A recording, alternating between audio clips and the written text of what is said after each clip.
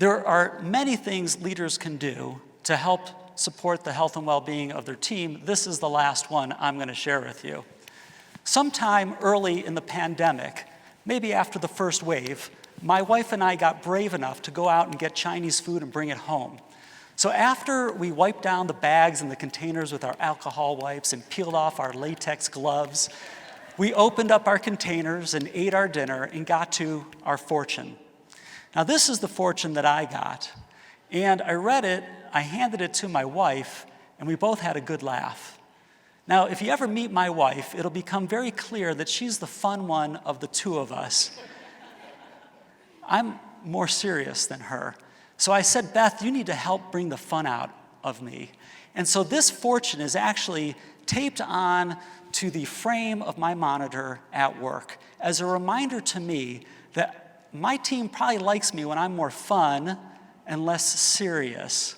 So just knowing how leaders impact the mood, the tone of the team is important.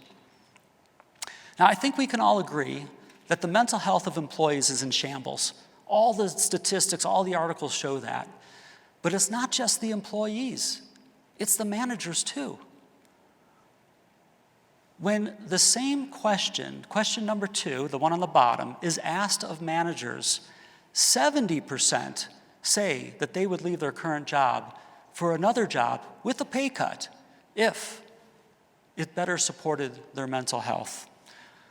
Folks, it's not another program that is going to get our organizations to the desired well-being state that we're seeking. It's about the foundation of relationships.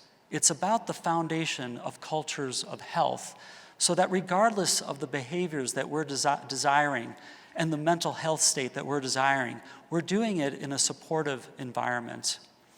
Now, at the beginning, we talked about the impact of culture and that if you live in Loma Linda, you're going to live longer than you're in Tennessee. I'm sorry, hope no one from Tennessee is offended. We also came to appreciate the power of peer support and the impact of leaders. But there's always more to the story. Now, if you really want to build a well-being culture, then you will follow this culture model. Now, in 2018, my colleague Judd Allen and I published an article in the Journal of Occupational and Environmental Medicine. We published an editorial that included this figure. Now, Judd's here with us today, and some of you may have had the pleasure of being in his pre-conference workshop or his breakout sessions yesterday. Today, just now, we covered peer support and leadership engagement. If you want to remember all 6 building blocks, then you just need to know the plan for success. The P's for peer support, the L's for leadership engagement, the N is for norms. The first S in success is for shared values, the 2 C's for culture connection points, and the last S for social climate. We're not going to have time today to review all the other building blocks, but I hope you'll pursue them. On the last slide, you'll see some resources that you can follow up with. Now, Phil Jackson was a great basketball player, and he was a good role model, but still, that doesn't necessarily make him a great coach. Basketball is a very fast-paced sport. The ball is flying all over the place. There's lots of noise. I mean, the fans are screaming. They're literally waving their arms in the air purposely to distract the opposing players. Phil is credited with bringing calm and focus to his team. He did this by asking them to meditate. He introduced mindfulness.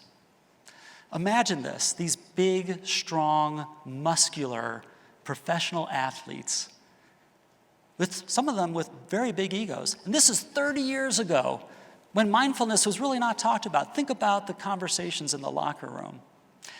But Phil did not train the players himself. He actually asked George Mumford to do this. George is a sports psychologist. Phil needed help, and George stepped up. Now, I don't think that any of us have the budget to bring a certified mindfulness instructor in to help each person on our team, yet alone each person in the organization. And I don't think it's necessary. I think that we can help our leaders understand the skills they need to help support the health and well-being of the people on their team.